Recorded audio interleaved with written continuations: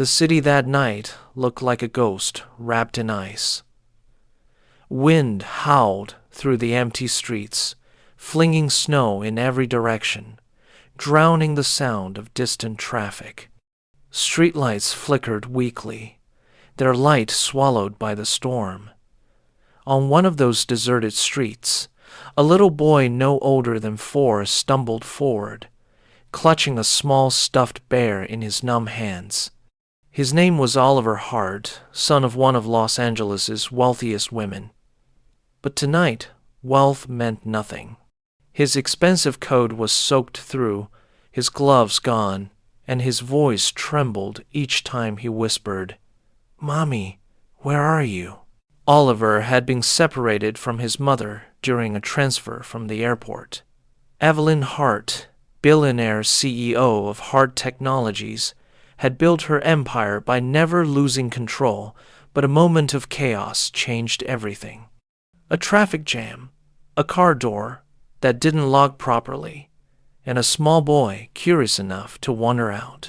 Now, as Evelyn screamed at her driver and called the police, her son was alone in the city, swallowed by the blizzard that had paralyzed Los Angeles. Every second mattered.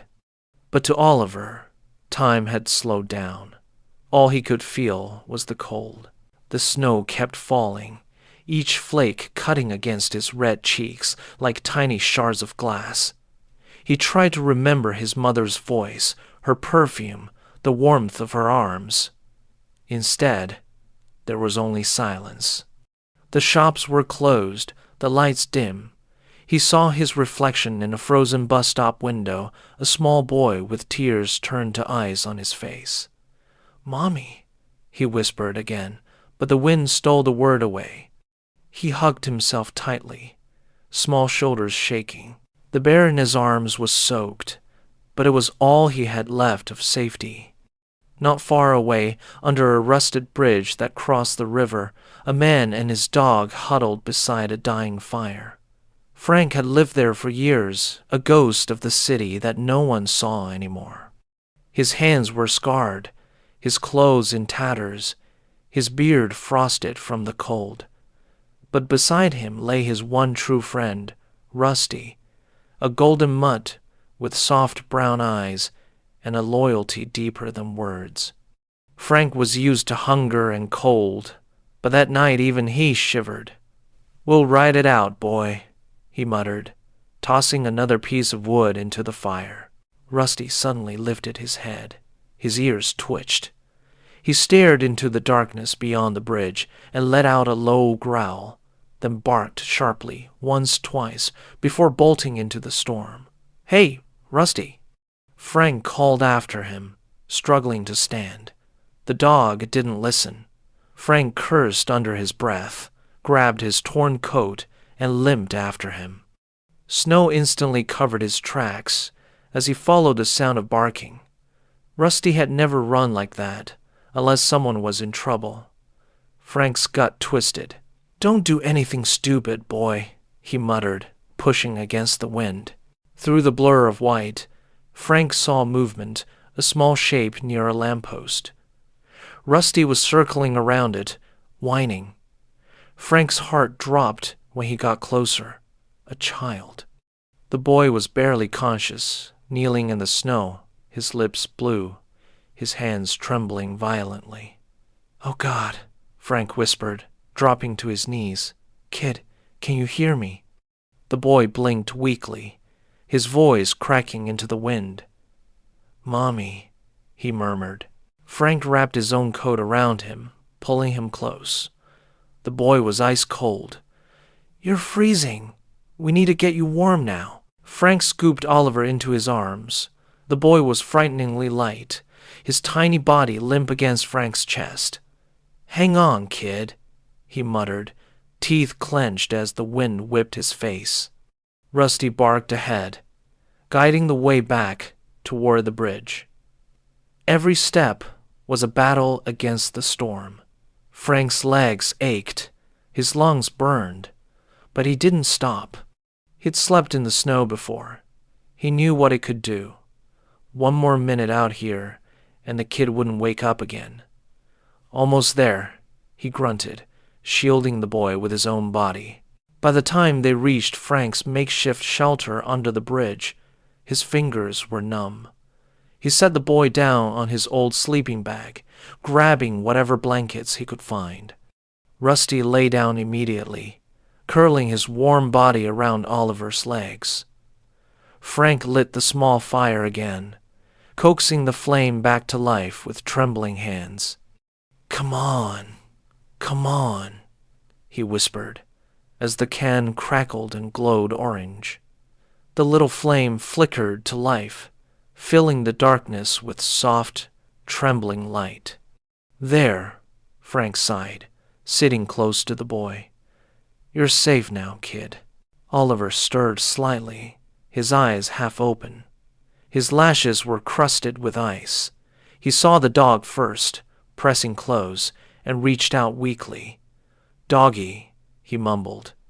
Rusty licked his fingers gently, tail wagging. Frank smiled faintly. "Yeah, he's a good one. Found you just in time." He pulled the blanket tighter around the boy and rubbed his hands to warm them. "You got a name?" he asked softly, but Oliver only whispered, "Cold," before closing his eyes again. Frank sighed and moved closer to the fire, making sure the warmth reached the boy's small frame. Hours passed in uneasy silence. Frank fed the fire bit by bit, watching the snow outside fall heavier. He looked down at the boy, this tiny stranger, and felt something stir in his chest. He'd seen too much suffering on the streets. Too many people walk by without care. But this child, something about him, felt different. Maybe it was the innocence. Maybe the way Rusty refused to leave his side. Frank reached out and brushed the boy's hair from his forehead. "Don't worry, kid," he whispered. "I'm not gonna let you go." Across the city, chaos had broken loose. Police cars patrolled icy roads, and Evelyn Hart's name was on every emergency channel. 4-year-old male missing near downtown, the broadcast repeated. Evelyn herself was outside, despite the cold, barking orders to her security team. "Search every alley, every corner. I don't care what it takes." Her designer coat flapped in the wind, her makeup streaked with tears. For the first time in her life, the woman who had everything was powerless. She would have given up her empire for just one more chance to hold her son. Back under the bridge, the fire crackled quietly. Oliver opened his eyes again, this time a bit more aware. He looked around, confused but calmer. "Where am I?" he whispered, his voice hoarse. "You're safe," Frank said softly. "Just rest. You got lost, huh?" The boy nodded weakly, then reached for Rusty, burying his face in the dog's fur. Frank chuckled. "Smart move. He's warmer than a blanket." Rusty wagged his tail gently, curling closer to the boy as Frank handed him a tin cup with lukewarm tea. "Here. Drink slow. Drink slow." Oliver sipped, his little hands shaking. "You live here?" he asked, glancing around the dim space filled with boxes, cans, and old blankets. "Yeah," Frank said, smiling sadly. "Not much, huh? But it keeps the rain off our heads." The boy frowned. "It's nice." Frank froze at that. The honesty in the child's voice hit deeper than expected. He laughed softly. "Thanks, kid. You're the first one to say that." Rusty barked once, as if agreeing.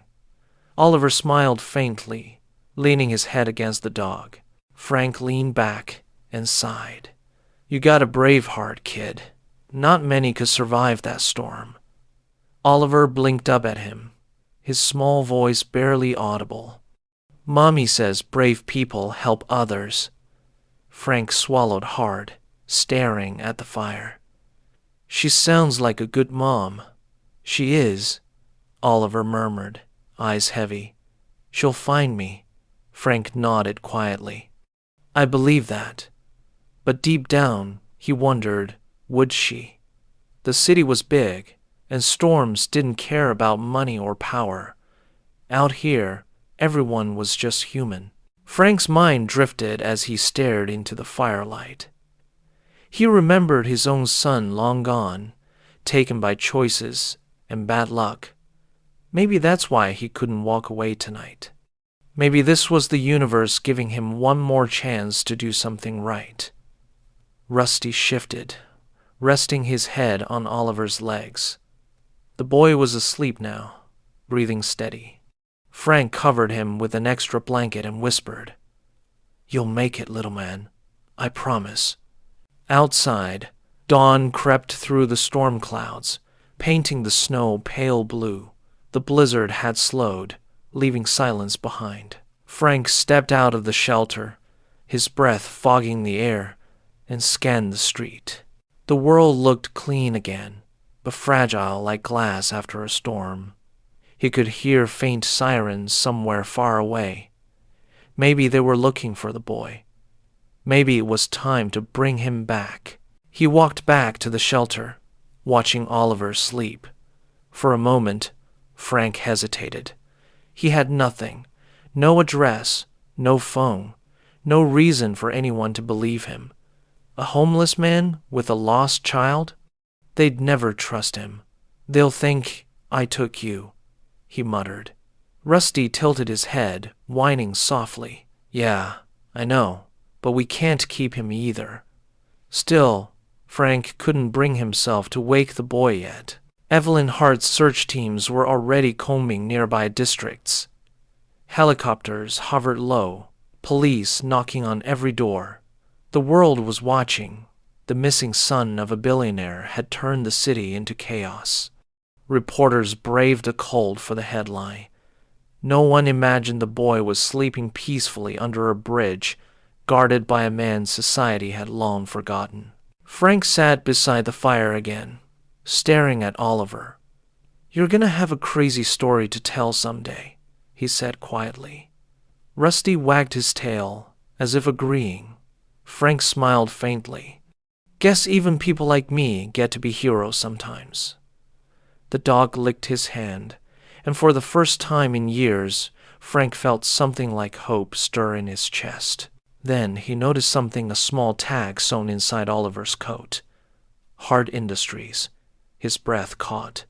No way, he whispered, tracing the letters. It couldn't be.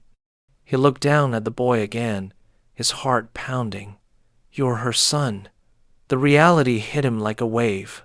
The richest woman in Los Angeles and her child was sleeping under a bridge in his arms. Frank sat back, eyes wide. What now, Rusty? He muttered. The dog barked once, as if he already knew the hardest part was just beginning. The snow had stopped by morning, leaving the city frozen in uneasy silence. The first rays of sunlight caught on broken icicles hanging from streetlights. Under the bridge, the small fire had burned to ashes. Frank yawned, rubbing his eyes, and checked on Oliver. The boy slept soundly, curled against Rusty's side. You made it, kid, Frank murmured, his breath visible in the cold air. For a moment, peace hung there, fragile, golden, almost unreal. Then the distant echo of a helicopter shattered it. Frank froze. Rusty lifted his head, ears twitching. The world was coming. He stepped outside, squinting into the pale light. Helicopters hovered low over the nearby river, their searchlights slicing through the snow. A voice echoed through a loudspeaker. Search every alley. The boy could still be alive. Frank's heart thudded. Guess they're looking for you, little man, he muttered, walking back inside. Oliver stirred, blinking sleepily. Is Mommy here? He whispered. Maybe, Frank said softly, forcing a smile. But you need to stay warm till we're sure. Rusty wagged his tail. Frank could already imagine how this would look, a homeless man found with the lost son of a billionaire. He looked at the fire's remains, then at the boy's pale face. He couldn't keep him here any longer. But how would he explain? Who would believe that a man sleeping under a bridge saved the richest woman's son out of kindness? He sighed heavily, running a hand through his messy hair. "Okay, kid," he muttered. "Time to get you home." He wrapped Oliver in the thickest blanket he had, then zipped his own torn coat around him for extra warmth.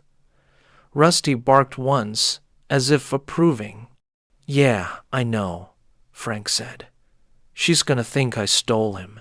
They stepped out into the blinding snow. Frank carried Oliver in his arms, the boy's head resting against his chest. The streets were still empty, too early for the city to wake. Frank trudged slowly toward the sound of sirens. "Mommy'll be so happy," Oliver murmured sleepily. Frank swallowed. "Yeah, she will. But his mind whispers something darker, if they let me speak before shooting first." Rusty walked beside him, leaving paw prints in the snow. Each step forward felt heavier than the last, as though he was walking toward judgment, not rescue. By the time they reached the main road, a police convoy was already sweeping through. The second Frank appeared, an officer shouted, "Over there!" and pointed. In seconds, 3 squad cars surrounded him. "Put the boy down!" one of them barked. Frank raised his hands slightly, still holding Oliver close. "Hey, take it easy. The kid's freezing." But his words didn't matter. Guns were already drawn. Oliver whimpered and buried his face in Frank's chest. "It's okay, buddy," Frank whispered. "They'll take you home." He placed the boy gently on the hood of a police car and stepped back slowly. Officers rushed in, wrapping Oliver in a blanket, checking his pulse. A medic leaned down, calling into his radio. "We found him! He's alive!" Cheers erupted across the radios. Frank watched, relief washing over him, until another voice cut through the noise. "Who's that man?" one officer asked. "Looks like a vagrant. Get him away from the child," another shouted. Before Frank could explain, rough hands grabbed him. "Wait!" he yelled. "I found him." He was... A punch to his gut silenced him. "Tell it to the detectives, pal," the officer snapped. Rusty barked furiously until someone kicked at him. "Don't touch the dog!" Frank shouted, struggling. But they pinned him against the car, cuffing his wrists behind his back. The boy screamed suddenly. "No! He helped me!" Oliver tried to reach for Frank, but the officers held him back. "It's okay, kid," Frank called, trying to keep calm. "You're safe now." The medic turned sharply. "You know this man?" Oliver nodded frantically. "He saved me. He and the dog." But no one was listening. "He's delirious," one of the officers muttered. "The kid's been through hell, probably confused." Frank's heart sank. The truth was already slipping away. Minutes later, a black SUV screeched to a stop nearby. The door burst open, and a tall woman in a white coat ran out, tears streaking her face. "Oliver!" Evelyn Hart's voice cracked as she rushed to her son, wrapping him in her arms. "Oh my God, my baby!" The boy clung to her, sobbing. "Mommy, the man helped me. He saved me." Evelyn froze, her eyes flicking toward Frank, the dirty, cuffed stranger, with torn shoes and blood on his knuckles. "That man?" she asked sharply. "Yes," Oliver cried. "He gave me his blanket." But all Evelyn saw was danger. She straightened, fury and fear burning through her. Why is he still near my son? She shouted at the officers. Get him away. Ma'am, we're taking him in for questioning, one replied. He claims he found the boy. Evelyn's eyes flashed. Claims? Her voice turned cold. He's a vagrant. He could have taken him. Frank tried to speak. Lady Eye. Don't, she snapped. Don't talk to me. Her voice trembled, but her anger masked the terror beneath it. If you hurt him, I didn't, Frank yelled. Ask your kid. But it was too late. The cameras had already arrived. News vans pulled up, reporters jumping out, microphones in hand. Breaking story, one shouted. The missing Hart boy has been found. Flashbulbs exploded like lightning. Frank winced, turning away from the glare. Who is that man? Another reporter yelled. Police have detained an unidentified homeless suspect found with the child. Unidentified suspect. The words stung more than the cold. Rusty whined, pulling against the leash. An officer had looped around his neck. He's not a suspect, Frank barked, struggling in his cuffs. He's just my dog. But the narrative had already written itself. Oliver reached out toward him again. He's good, the boy shouted, voice cracking. He saved me. Evelyn tried to calm him, whispering, It's okay, baby. It's over. But her eyes stayed fixed on Frank, searching, angry, confused. Something about the man's expression didn't fit her fear. He didn't look like a monster. He looked tired. Where did you find him? She asked an officer quietly. Under the bridge near 8th and Main, the man replied. Evelyn frowned. That close to the industrial district? The words hung heavy. Her empire's headquarters weren't far from there. Frank was shoved into the back of a patrol car. Rusty whined from the other side of the lot, restrained by another officer. Don't hurt the dog, Frank shouted again, voice hoarse. He didn't do anything. The officer slammed the door shut. The world outside blurred through the frost on the window. Frank leaned his head against the glass, exhaling. Guess that's gratitude, he muttered bitterly. The city outside glittered towers of light built by people who never looked down. You try to help one kid, he whispered, and suddenly you're the villain. At the hospital, reporters swarmed the entrance. Evelyn stayed with Oliver in a private room, her hand never leaving his. Doctors said he'd be fine, just mild frostbite. He's a miracle, one nurse whispered. That homeless man must have saved him somehow. Evelyn heard, but said nothing. Her heart was torn between gratitude and fear. What if it was all a setup? What if that man wanted something? In her world, no one helped without motive. He was kind, Mommy, Oliver murmured, sleepy. Evelyn bit her lip. Maybe, she whispered, maybe. Across town, Frank sat in an interrogation room, cuffs digging into his wrists. A detective paced slowly. Frank Miller, right? No address, no ID, no employment record in 6 years. Frank shrugged. Sounds about right. The detective leaned closer. Why were you with the Hart kid?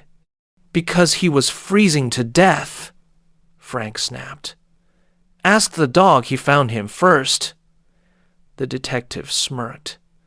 Funny guy. You think I planned this?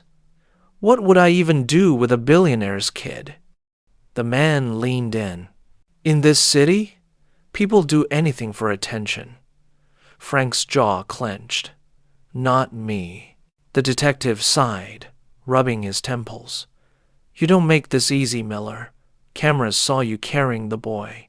No witnesses saw what happened before. You want to tell me why I should believe your story? Frank stared back. Because it's the truth. The detective leaned forward. And if I check your record? The fights, the drinking, the arrests, what'll that tell me?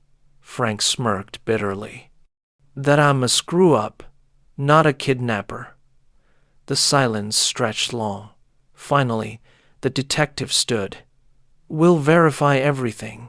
Till then, you stay here. Figures, Frank muttered. That's about my luck. Hours later, Evelyn arrived at the station, her coat still damp from melted snow.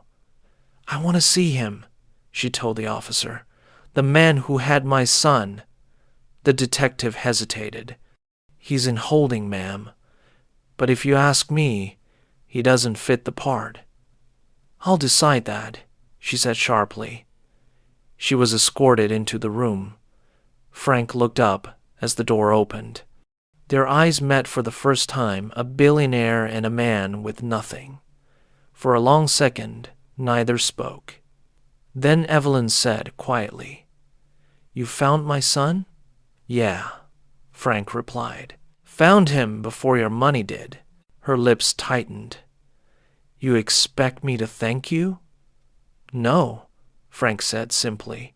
You wouldn't mean it. She frowned. You could have taken him to the police.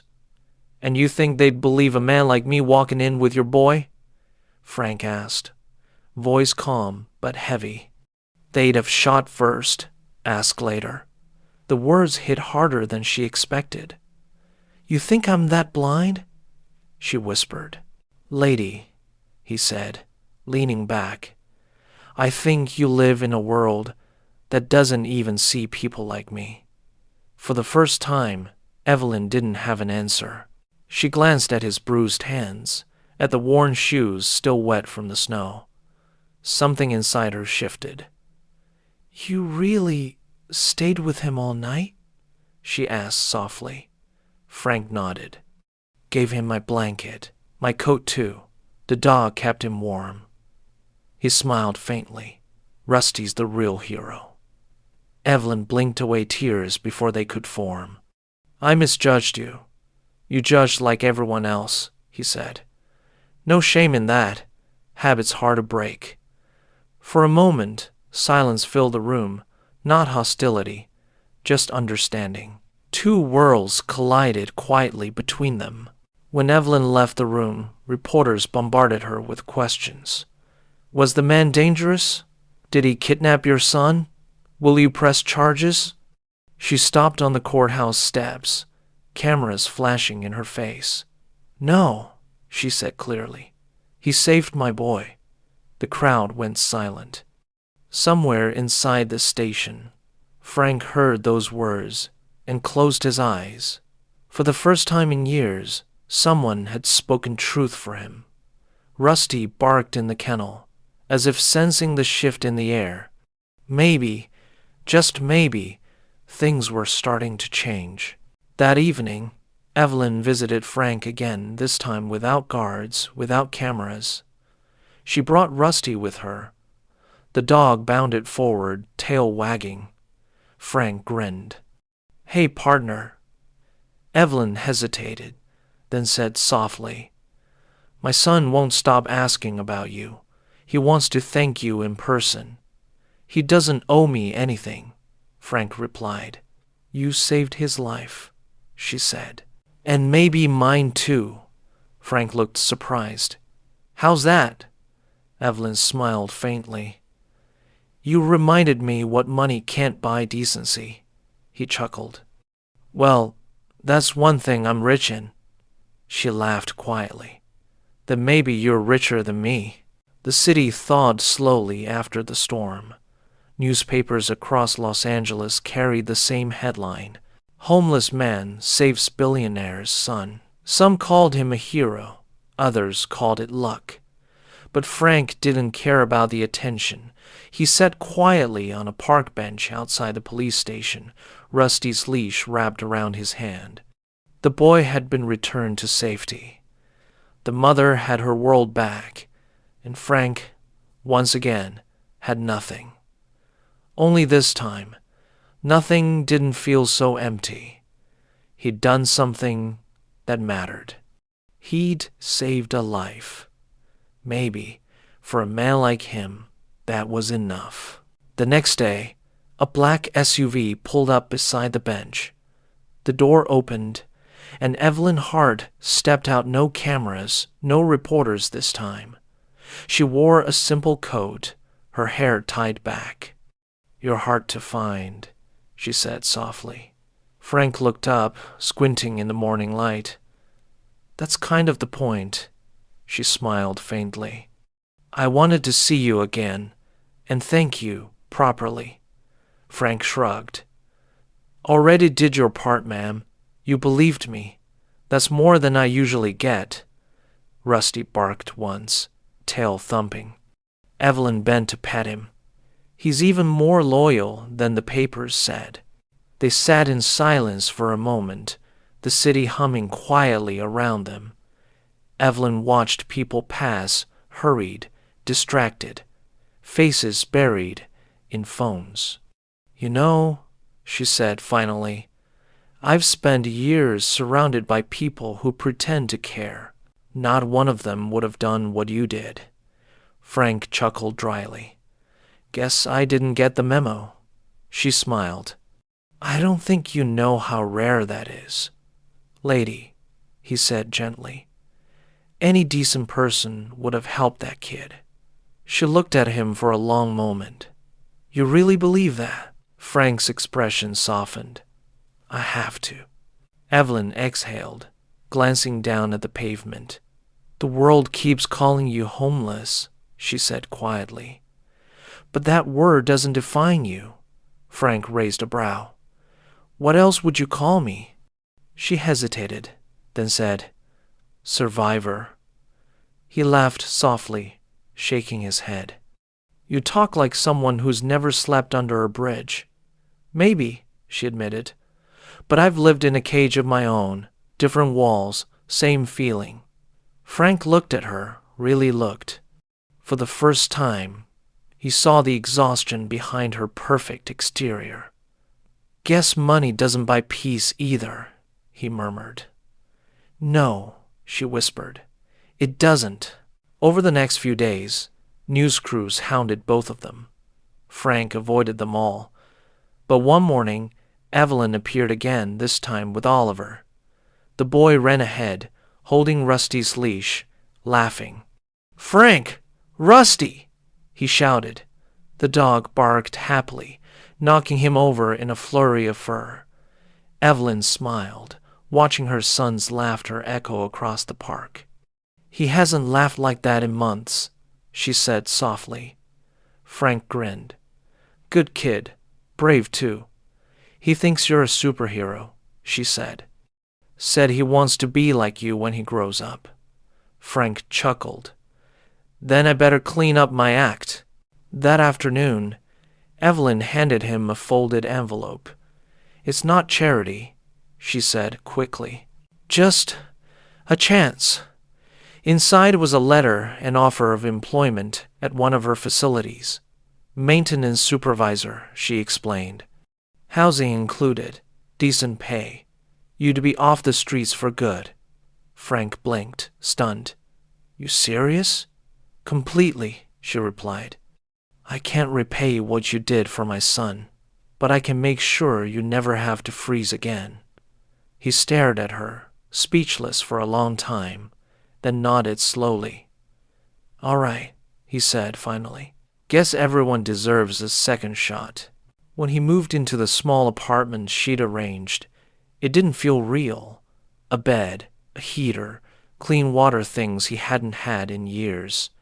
Rusty jumped onto the couch immediately, tail wagging like he owned the place. Frank laughed, rubbing the dog's head. "Don't get used to it, partner." Yet deep down, he felt something shift. For the first time in forever, he wasn't running from the cold. He was home. Sort of. Weeks passed. Frank kept his head down, working quietly at Hart Industries. Most people didn't know who he was, just the quiet new janitor with kind eyes and a dog that waited for him outside every evening. But Evelyn knew, and Oliver visited often, always with treats for Rusty. Slowly, the unlikely friendship between the billionaire family and the man who saved them grew. The tabloids loved the story, from streets to hero, the man who changed the hearts. Frank ignored them. Fame didn't matter. Purpose did. But peace never comes without a shadow. One night, after closing, Frank stayed late, fixing a broken elevator. He heard voices echoing from the hallway, two men in expensive suits whispering. "She's pushing the audit again," one hissed. "If she digs too deep, we're screwed." "Relax," the other replied. "By the time she figures it out, the funds'll be gone." Frank froze. His instincts from years on the street told him to stay quiet. He recognized one of the men, Evelyn's CFO. Something bad was brewing. And this time, it wasn't a storm. It was greed. He waited until they left, then slipped into the stairwell, thinking fast. If what he heard was true, Evelyn's company was being gutted from the inside. But who would believe him now? A former homeless man against her own executives? He sighed, leaning against the cold wall. "Why's it always got to be complicated, Rusty?" he muttered under his breath. That night, he wrote down everything he remembered, tucked it in an envelope, and slid it into his locker. He'd seen corruption before. It had cost him everything once. He wasn't about to let it take her too. The next day, Evelyn noticed something off. "My system logs are missing entries," she told her assistant. "Finance reports are delayed again." That evening, she called Frank to her office. "You ever hear anything strange around the building?" she asked. Frank hesitated, then nodded slowly. Maybe, she pressed. "Frank, if you know something, tell me." He met her gaze, serious. "You trusted me once. I'm asking you to do it again." She studied him for a long moment before finally nodding. "Okay, tell me everything." When he did, her face went pale. "My God," she whispered. "You just saved my company." Within days, Evelyn's legal team uncovered massive fraud inside Hart Industries. 2 top executives were arrested, and the media exploded again. But this time, the headlines were different. "Homeless hero exposes corporate crime." Frank avoided interviews, staying in the background as always. When reporters asked why he came forward, he only said, "Because someone once believed I could be more than a mistake." Evelyn watched him from the sidelines, pride flickering behind her usual calm. He had become more than a savior. He was a man reborn. But not everyone celebrated. "You made powerful enemies," Evelyn warned one night. "They won't forget this." Frank smirked. "They can add me to the list." "I'm serious," she insisted. "You should keep a low profile." He nodded, though he had no intention of hiding. For the first time in years, he had something worth protecting, not money, not fame, but purpose. Rusty barked beside him as if agreeing. "See?" Frank said, smiling. "Even the dog thinks we'll be fine." Evelyn laughed softly, shaking her head. "You're impossible." "Nah," he said, "just stubborn." Weeks later, Evelyn invited him to dinner, not in some fancy restaurant, but in her home. "Oliver's been begging me," she admitted. "He wants you and Rusty to visit." Frank hesitated. "You sure? I ain't exactly dinner party material." She smiled. "You've already earned your seat." When they arrived, Oliver ran out to greet them, dragging Rusty toward the backyard. Evelyn watched the two disappear into the garden, then looked at Frank. "You've changed him," she said softly. "He's braver now, kinder." Frank smiled faintly. "Nah, that kid already had a big heart. He just needed to remember it." As the night went on, laughter filled the house. For the first time in years, Frank didn't feel like an outsider. He felt seen. Evelyn poured him a drink and sat across the table. "You know," she said, "you could have been anything." "I was," he replied with a grin. "A mess," she laughed, shaking her head. "No, I mean it. You've got instincts. You see things people miss." Frank looked thoughtful. "Comes from living invisible," he said. "You learn to watch." She nodded. "Then maybe I could use someone like that around here." Officially. Months later, Frank wasn't just the janitor anymore. He was head of internal security at Hart Industries. Rusty became the unofficial mascot, known to every employee. And Evelyn? She'd found in Frank not just gratitude, but trust, something money had never bought her. The world saw them as opposites. But behind closed doors, they were simply two people who had saved each other in different ways. The lines between billionaire and beggar blurred until they didn't matter anymore. One evening, as the sun set over the city skyline, Evelyn and Frank stood on the rooftop terrace. The wind was warm this time, no storm, no snow. "Hard to believe," she said softly, "that just months ago we didn't even know each other." Frank smiled, watching the horizon. "Life's funny like that. Throws you into the cold just to remind you what warmth feels like." She looked at him, eyes shimmering. "You really think that's why you found my son?" He nodded slowly. Maybe the world knew I needed saving too. Below them, Oliver and Rusty chased each other across the courtyard, laughter echoing between the buildings. Evelyn watched her son's joy and felt something she hadn't in years' peace. "He used to be afraid of everything," she said quietly. "Now he believes there's good in the world." Frank smiled. "That's 'cause he saw it." She turned to him. "In you." He shrugged. "In all of us, maybe. You just gotta look past the dirt." Evelyn's eyes softened. "You make it sound easy." "It's not," he admitted, "but it's worth it." For a long moment, they stood in silence, the city lights reflecting in their eyes. Then Evelyn said softly, "You changed my life, Frank." "Nah," he said with a grin. "Just paid my debt to the universe." She smiled faintly. "And what will you do now?" He looked out over the skyline, the wind tugging at his worn jacket. "Keep helping people, I guess. Maybe find the next lost soul in the snow." Evelyn laughed. "You'll always have a place here." He nodded. "Thanks, but you know me.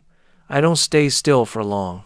As he walked home later that night, Rusty trotting beside him, Frank looked up at the stars scattered above the glowing city.